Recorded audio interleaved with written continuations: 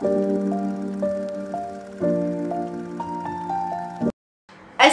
عليكم ورحمه الله تعالى وبركاته. عارفه راسي باني غبرت مده طويله، غير سمحوا لي ما كانش عندي كيفاش.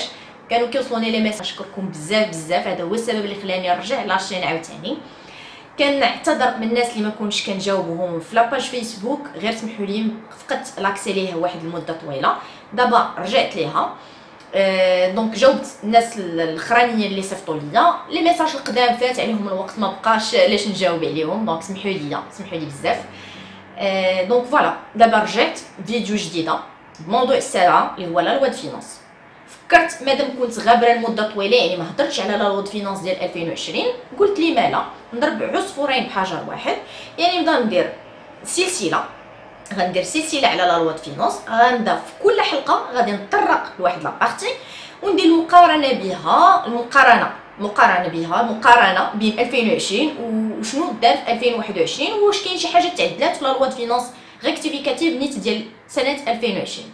دونك نبداو بلا فيديو ديال اليوم على بركه الله. الوغ كما قريتو في العنوان، الحلقه ديال اليوم فهي مخصصه لي زونتربريز اكسبورتاتريس و لي زونتربريز ايون لو ستاتيو سي اف سي. غادي نهضروا عليهم شنو الجديد اللي جاب لهم لا لوا د فينانس، القانون ديال القانون الماليه 2020، وشنو تبدل القانون الماليه 2021. غير قبل ما نهضر عليهم فانا بغيت نطرق لواحد جوج النقاط اللي تبدلوا في لا لوا د فينانس 2020. اولهم هو لو تو دو لا كوتيزاسيون مينيمال. كيف ما عارفين بانه قبل من 2020 كان 0، قبل من 2019 كان هو 0.5. 2020 بدلات هاد لو طو، بداتو 0.75. جات 2020 حيدات داك لو طو ديال 0.75، رجعت لو طو 0.5 وجات لو طو ديال 0.6. الوغ باش ما ندوخكمش، امتى غادي نطبقوا 0.6. 0.6 فهو غيطبق بالنسبه للشركات اللي حققت دي ريزولطا ديفيسيتير لمده سنتين متتاليتين. يعني الا كانت الشركه مثلا غادي تخلص الكوتيزاسيون مينيمال 2020 اللي محسوب على البيلون ديال 2019، 17 و 18 حققت خسائر، ففي 2019 اللي هو في شهر 3 2020 غادي تحسب عليها لا كوتيزاسيون مينيمال على 0.6 ماشي 0.5. ومن غير هذه الحاله هذه فهو غيتحسب على 0.5. هذه النقطه الاولى. النقطه الثانيه فهي ما غنبقاوش نهضروا على شي حاجه سميتها لي زون دو فرانش اندستريال، ولا سميتها زون داندستري زون داكسيليراسيون اندستريال. سميتها ليا زون داكسيليراسيون اندستريال، تبدلت لها سميه. هادو هما جوج النقط اللي تفكرت اليوم. الا تفكرت شي حوايج اخرين فمازال كاينه السلسله مازال طويله، غادي نهضروا على لي بوين الاخرين. ندوزو دابا لي زونتربريز اكسبورتاتريس. اول حاجه دارت هي لا سوبريسيون ديكزونيراسيون دو 5 ans pour les entreprises en matière d'IS pour les entreprises exportatrices. يعني الشركات اللي كيديروا الاكسبور ما غيبقاوش يستافدوا من الاعفاء الضريبي على الياس اللي هو الضريبه على الشركات لمده 5 سنين، من غير à l'exception ديال لي سوسيتي اندستريال غيبقاو يستافدوا من هاد ليكزونيراسيون، و لي زونتربريز دوفشورينغ اللي كيديروا ليكسترناليزاسيون دو سيرفيس هادو غيبقاو يستافدوا من ديك ليكزونيراسيون دو 5 ans. هدرت على الشركات او على لي زونتربريز اندستريال. هادي تغير لها جوج الحوايج في لا لوا د فينانس 2020. اولهم بالنسبه للشيفر دافير اللي كيتحقق هنا في المغرب، يعني لو شيفر دافير رياليزي لوكالمون، فهو ما غيبقاش يطبق على هذيك لا طو بروغريسيف اللي كان قبل. يعني الا لو بينيفيس فات مليون ديال الدرهم، غير هو قل من 100 مليون دو درهم، ما غاديش يتخلص عليه 31% وانما 28%، يعني ينقص. هذا بالنسبه للشيفر دافير المحلي. بالنسبه للشيفر دافير رياليزي على الاكستيريور، يعني اللي عنده علاقه بالاكسبور، فهو ما بقاش 17.5% وانما ولا 20%، حاله كحال جميع لي زونتربريز اكسبورتاتريس. هذاك لو طو ديال 17.5% ما بقاش، ولا 20% في حالات فات لو بينيفيس فات 1 مليون دو درهم. هذه النقطه الاولى. هذه النقطه الثانيه. النقطه الثالثه فكاينين الشركات اللي فاش سمعوا هاد القضيه ديال ان الشركات اللي غادي اللي غادي يبداو لاكتيفيتي ديالهم في 2020 ما غاديش يبقى عندهم داك الاعفاء الضريبي ديال 5 سنين، ناضو كيزربوا كيكريو الشركات قبل من 2020 يعني في 2019. ولكن تقول بون علاش؟ لان هاد ليكزونيراسيون هاد لا سوبريسيون ديكزونيراسيون معنيه بالنسبه للشركات اللي غادي يبداو يديروا اول اكتيفيتي ديكسبورطاسيون في 2020. يعني واخا تكون تكريات قبل، واخا ديري لا كرياسيون اون 2019 وما درتي حتى شي اكتيفيتي، كريتي لونتربريز وحطيتيها ما درتي حتى شي حاجه، واخا تكون درتي واحد لاكتيفيتي ديكسبورطاسيون واخا غير مونطون صغير، المهم ديتي لاكتيفيتي ديالك غتستافد عادي.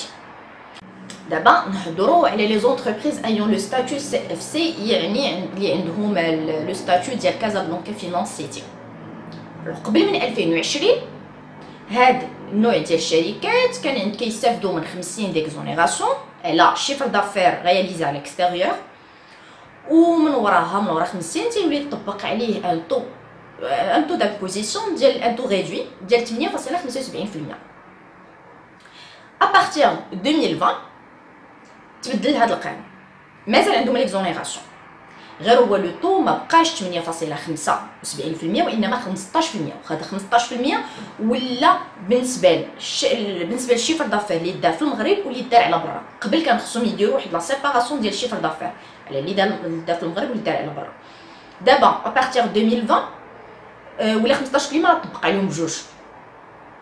غتقولوا لي بالنسبه للشركات اللي تكريات قبل من 2020 سوا سالت لها ليكزونيراسيون ديال 50 سوا باقا فيها، فهي عندها لو شوا يا اما il va opter d'une manière irrévocable يعني بصفه لا رجعتها فيها لهذا لو نوفو ريجيم اللي هو غتستافد اللي سمحوا لي اللي كانت ديجا استفدت من ليكزونيراسيون ديال 50 صافي راه دازت عليها مشات تعاود تستافد من 50 وحده اخرى. لا غير يولي مطبق عليها لو تو دو 15% ونقطه وحده اخرى اللي نسيتها، ولاو غيستافدوا حتى من ليكزونيراسيون sur l'impôt, de l'impôt sur la retenue à la source, على les dividendes وعلى autres produits de participation. يعني غيستافدوا من هذا الريجيم الجديد، اولا غتبقى في الريجيم القديم ديالها ما عندها حتى شي مشكل لواحد المده ما حددها ليهمش ما حددها لهمش لا لوا، خلاهم يعني بالنسبه للشركات القدام عندهم الاختيار. جا 2021 لا لوا 2021 قال لهم هذا في نطاق مازال غنطرقوا ليه في دي فيديو اخرين pour plus de détails. قال لهم بالنسبه للشركات قدام يعني pour l'ancien régime غيسالي في 2022 لو 31 ديسمبر 2022 ما غيبقاش ساري المفعول ديالو. هذا نهائيا هذا لو ديلي ما كانوش هضروا عليه في لو فينانس 2020، هذا ما جا حتى البروجي دو لوا 2021 عاد تكلموا عليه عاد تطرح. حد الان هذا هو التغيير اللي دار فيهم، مازال متبعه وكنقرا شنو غيكون في البروجي دو لوا في لا لوا 2021. طبيعه الحال الا كانوا حوايج جداد فانا جو في با ايزيتي باش ندير اون اوتر فيديو ونهضر عليهم. حتى بالنسبه لي زونتربريز اكسبورطاتريس الا تبدلت شي حاجه جديده فانا غادي نهضر عليها في فيديو اخر. حد الان دابخي مي ريشيرش ما لقيت حتى شي حاجات اللي تبدلات. طبيعه الحال الا لقيتو شي حاجه اللي انا غفلت عليها غتكونوا مشكورين الا نبهتوني ليها، وطبيعه الحال غادي نبارطاجيها مع الجميع. سينو فانا مازال كنبحث مازال كنقلب اون فوا غنلقى شي حاجه جديده في 2021 غادي نقولها لكم في فيديو واحد اخر. دونك الحلقه ديال اليوم كنتمنى تكون فاتكم، كنتمنى تكون الاعجاب نالت الاعجاب ديالكم عفوا. سينو السيمانه الماجيه ان شاء الله في نفس المواعيد فيديو واحد اخر غادي نكمل فيه لا لوا فينانس 2020 ونقارنوا ب 2021 تنساليهم، وغادي نهضر في فيديو بوحديتو على لا لوا فينانس ريكتيفيكاتيف 2020 ومن وراها غادي نهضر على الجديد الحصري اللي جابوا لا لوا فينانس 2021. دونك دابا ما بقى لي الا نقول لكم تهلاو في ريوسكم والسلام عليكم ورحمه الله تعالى وبركاته.